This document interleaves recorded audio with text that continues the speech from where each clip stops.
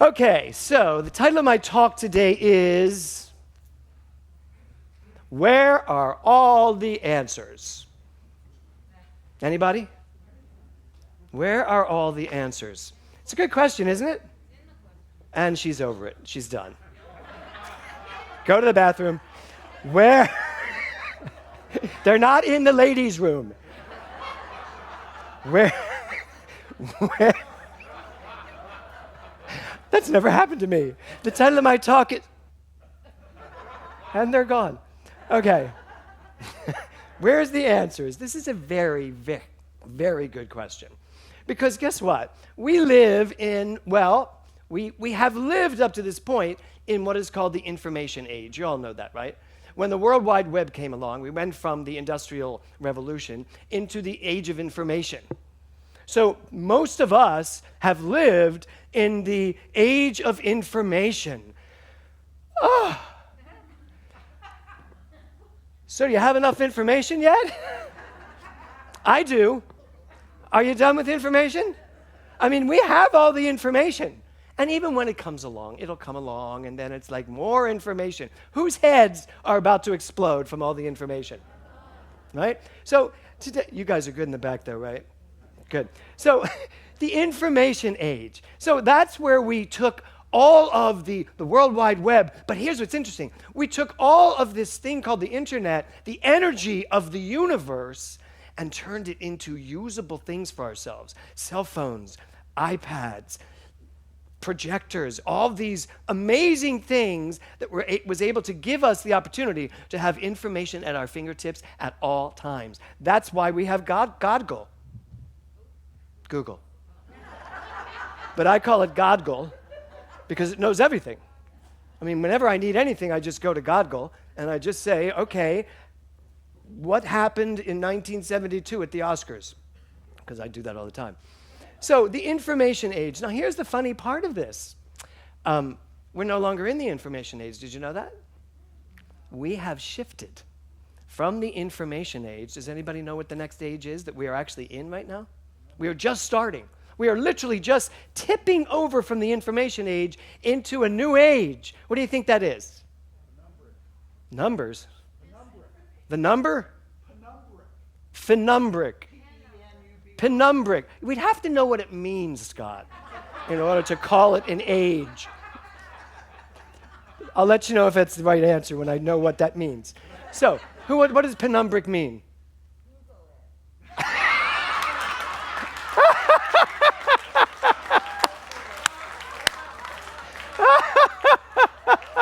Oh my God, who said that? Kayla? You're hysterical. I'm not Googling it because I'll lose my talk. Okay, so what does it mean, Scott?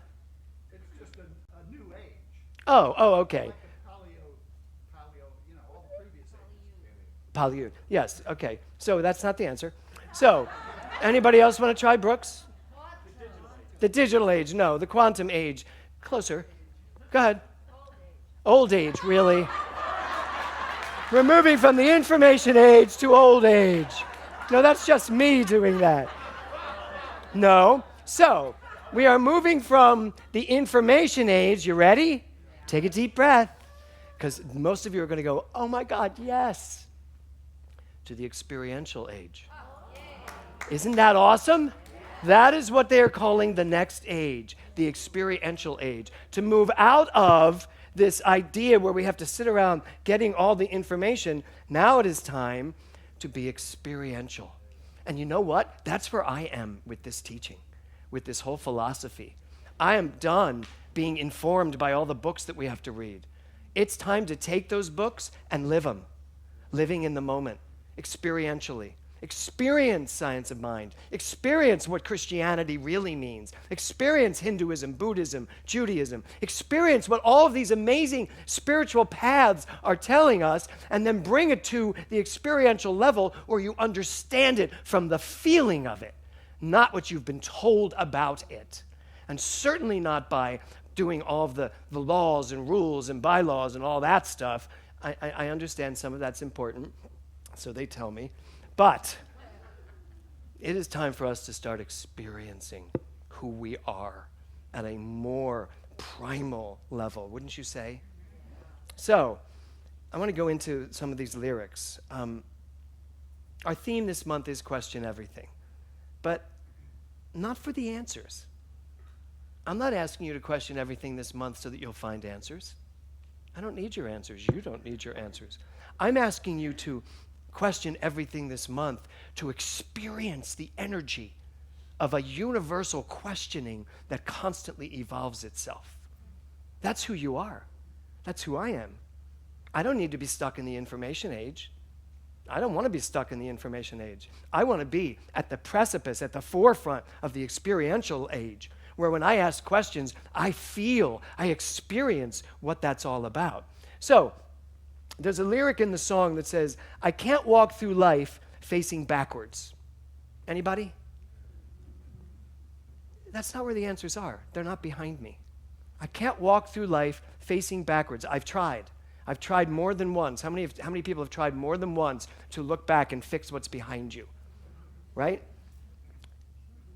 I tried more than once to just make sure what all that was, and I was denied the future I was searching for because I was too busy back here. So my future's elusive when I'm spending all that time.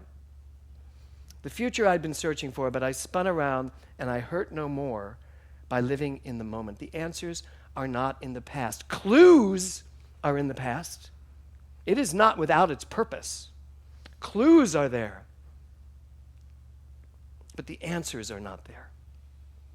The only kind of answers you're ever going to get are answers in the moment. And that answer may change tomorrow. Many of you are my students. Many of you know that I can teach something on Monday night, and by Thursday I'm saying, yeah, that wasn't exactly what I meant. And I want to be that teacher. I want to be able to say, here's what, right? Lisa's laughing because she's been through it too many times. I want to be, or even on a test. I will give a test to a class, and someone will argue an answer, and I'm like, oh my God, you're right. Everyone else is wrong. Even though they all gave the answer I gave. But then they're all right, because that's how you have to do it. So, living in the moment really means that you are willing to listen and be fully, fully, fully present. So, questions in my new book. I have a new book coming out called 5. It's just called 5 now. Publishers are changing a lot of things about it that I'm good with. I agree with them. 5, are you asking the right questions? The second question is, what wants to know me? And it's posed that way. What wants to know me? So just take a deep breath and just ask yourself that question. Experience that question. What wants to know me? Like right here in this moment, what wants to know me? You know what came to me right away? I feel good. I feel good. Come on. So, what wants to know me? And that's a really important question. But it's not about an answer. It's about the experience. So when I said, what wants to know me, I didn't get an answer. I didn't get words. I got a feeling. That's the experiential. That is the age of experience. So what wants to know you in your life? What is like leaning into you? Is it a TED Talk? Is it a new class? Is it a new job? Is it a new husband? A new wife? A new partner? What is it? What wants to know you? And you don't have to have the answer, but you got to feel it. There's got to be some form, some sort of feeling that allows you to participate. And that's the big word, participate. So, where are the answers? Where are all the answers? Well, I'd like to pose this today. Are there really any answers in the world? Are there really any answers? Now, you might say to me, yeah, I can say to Eric, do you want to have dinner tonight? And his answer may be no. But is that really a definite answer, or is he going to think about it and know that it was a lovely invitation and then can someone else and decide to have dinner? I don't know. If we could live our lives from the supposition and the understanding, by the way, I'm not here for dinner. If we could live our lives, but from the understanding of there really are no definitive answers, there's just questions. Questions that want to live themselves through you, as you. Like things that want to give you an experience of life that you haven't already predetermined is the experience you're living. How many of you think you are living your life right now from a predetermined decision to live life a specific way? I mean, I'm standing on this stage because at one point I decided I want to. But I can tell you this, I still want to. I want to be right here doing what I'm doing. And I am living that moment by moment by moment. I remember the story of, I can't remember which Broadway star it was. Broadway reference. But this actor got to the theater. God, I can't remember his name. He got to the theater and he wasn't feeling good and wasn't experiencing the whole thing. And he went on and he did the first scene of whatever play. It was Death of a Salesman. And he did the scene and he walked off stage and he looked at the stage manager and he said, "I'm done." After the first scene of Death of a Salesman. Now, that was an understudy's dream come true. But still, when I read that the first time, when I was a young actor, I thought, who does that? Who goes to the theater, walks on stage, if you're playing Pippin, because we all know I wanted to do that and never did, and sings "Life is Extraordinary," or "There, I got to find my corner of the sky," and then walks off and says, "And I'm done. Found it, leaving." But this actor did this. He literally said, "I'm going," because something in him wasn't meeting his needs. Something in him said, "I am done." So for me, I have to constantly ask this question, what wants to know me, and make sure I feel good about what's going on. That's where we are. And I can live in the moment. Every single moment, I can live based on what am I feeling. Now, you may think, well, then your feelings are running your life. Absolutely not. My feelings are not running my life. My feelings are nothing more than the representation of the way I use my mind. My feelings show you what I think. My thoughts show you what I believe. And my beliefs show you how much in tune and tied to this universal energy of life I am conscious of. So when I say, remember who you are, I'm saying when you know who you are and you are conscious of that, your beliefs fall in line, your thoughts fall in line, your feelings fall in line, and your emotions fall in line. That's living in the moment. And that's what Eckhart Tolle says when he says this. He says, being at ease with not knowing is crucial for answers to come to you. Now just listen to that for a minute. Being at ease with not knowing is crucial for answers to come to you. I specifically did not do PowerPoint for you to read on the screen these quotes because I want you to experience the words just coming from my mouth. Being at ease with not knowing is crucial for answers to come to you. We have been trained to find the answers to everything, don't you think? We are the generation that was trained to have an answer for everything. My mother used to say to me, "You have an answer for everything." I don't think that's what she meant, but I probably did have an answer for everything. But we've been trained to do this. We have been trained to live in this world that has to make sense to us, and we have to have the answer. Some people have to have the answer before they ever step out the front door, which is why so many people stay behind the front door, or some door that they've created, some wall that they've created, because they think they don't have the answers. And yet, you are the answer. You are a walking, living expression of the answer. Being at ease with not knowing is crucial for answers to come to you. And then Reverend Cheryl said this in her talk about faith. Brene Brown said this, if you've got all the answers, then don't call what you do faith. I'll wait till we all get it. If you've got all the answers, don't call what you do faith. I love the expression that I came up with for myself, which is, I know nothing. Now what can I know? When I allow myself to stop knowing what I think I know, I actually know a lot more.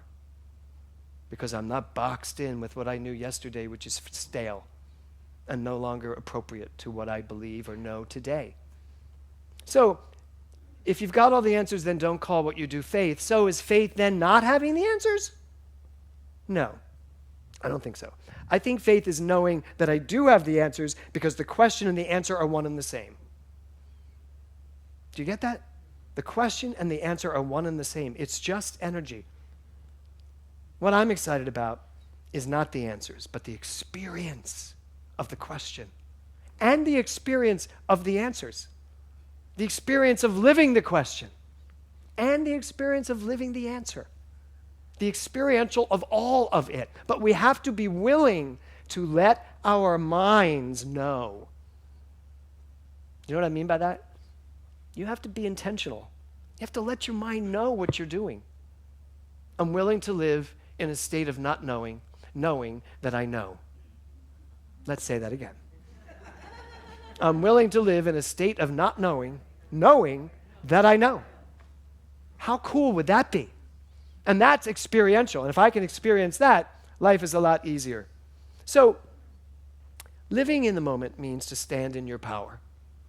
Living in the moment means that you have the audacity, the strength, the wherewithal, the inner wisdom to stand in your power. To trust that in every moment, what you need is there, no matter what. It's like that movie that I never remember which movie it is, when they have to step out, and there it goes, there's the step. Is that Star Wars? Indiana Jones, thank you. I knew it was one of those Harrison Ford movies. Right? Having faith that if right now I just stood, I would actually be able to walk straight across. Now, I don't have faith in that. I actually somehow don't believe that this is going to give me a step. I'm going to have to step down. So that's, to me, what faith is. Faith is, I have faith in who I am. I have faith in knowing who I am so powerfully, so strongly, so concretely, that I know what I need to know will be there when I need to know it. And I know that what I need to have, what I need to create, what I need to realize will be there when I need to know it. You know, when I first started out as a minister, we were trained to write our entire talk. It was the ellipse method that Dr. David Walker taught. And you would read half of your sentence, ... pick it up here. That way you always looked like you were making it up. And it was a great system. And I taught it to my first ministerial class and stopped halfway through. I was like, this isn't working. I don't even use this anymore. Why am I teaching you this? And there's something about, we start classes this week, and I'm so excited. I'm looking through the curriculum, and I'm creating new curriculum, and I'm saying, I don't even believe this anymore. Why would I ever teach this? Why would I teach this antiquated version of this when we have the Rolls Royce of it right now, which tomorrow may be a Pinto? Are we going to stay alive in this and live in the moment and teach in the moment? Yes, we are. And the students are going to teach me along the way when they question everything. I don't know any teacher that starts their classes by saying, question everything I say. And it's exciting for me. When I was a minister in the beginning, I wrote every talk out. And then something happened. I think it was the week that I forgot. I put the wrong talk in front of me. I brought the wrong talk to church. It was the week before's church talk. And I looked down and I went to talk and I went, ah! And I looked out and I remember that it was at the NoHo Art Center and everybody was just sitting there staring at me and I was like, oh, they have no idea. I could probably just talk. They'll think it's on the page. I'm really telling on myself. I even would go back and pretend I was looking at it. Yeah. I'd turn pages so they thought I was still following my thought. But one of my best friends, Rick Tamlin, who is actually giving the talk in Palm Desert today, Rick Tamlin came up to me afterwards and went, it's the best talk you ever gave. I was like, what? He said, it's the best talk you've ever gave. You were so natural. It really seemed like it was coming from your heart. And I went, it was coming from someplace in me. My heart was involved. But I learned that day. I was like, wait a minute. Whatever I need is there if I have faith. And faith means I trust that this universe is constantly moving me. Henry David Thoreau said this, nature puts no questions forth. Nature puts no questions forth and answers none asked. Just think about that for a minute. Wouldn't you like to be that? And by the way, you are nature. I am part of this nature. I am one of this nature. So nature puts no questions forth and answers none asked. She has long ago taken her resolution. I don't know why that makes me cry, but I love the idea that this beautiful planet that we live on long ago took her resolution to know who she was and is allowing herself to erupt and blow up and overflow and flood and do all the things that we find so damaging, and it is, and it's horrible for people that have to experience any of that. And yet there has to be a part of us that understands and believes and trusts and knows that nature is doing, which is you, Lisa. Nature, you as nature, you are doing exactly what is yours to do. Everything that's come up to this point is exactly. And you know, when people ask me that, they always bring up Nora and say, I know when you say that, you can't possibly mean that. And the truth is, I have to. I have to. Because if I don't, then it falls apart, doesn't it? And so I know it. And if I also know what this life is all about, then I know she is fine and thriving, as is everyone that I've ever loved who has ever left. So that's our job, to put no questions forth and answers, and to answer none of it, and to take up our resolution. So resolution for me in this quote means to know who you are. And not just know it, but experience it. I have been saying I am God for over 10 years since I heard it and got it. And some people are offended by it, and some people feel it's heretical. I know. And some people just have a hard time, and some people are just on the journey towards that.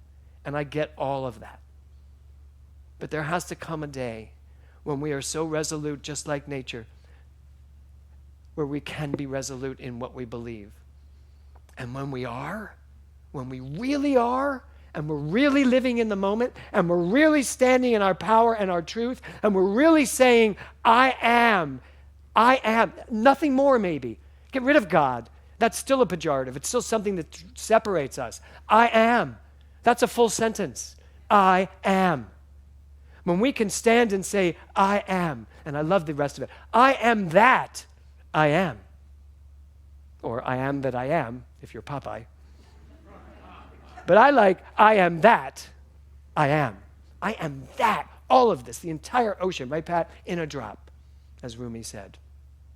When I can stand there and I am resolute, and I can live, and I can allow, and I can observe, and I can create, and I can question by living it, and I can hear the answers by allowing them to flow through to the next one and the one after that. If I can live in that fluid motion of life, with the question and the answer, being both and not trying to hold on to either, now I am living in the moment.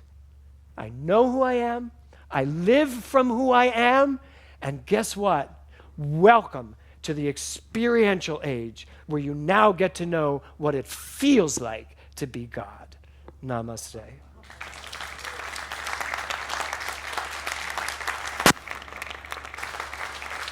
Thank you. Thank you.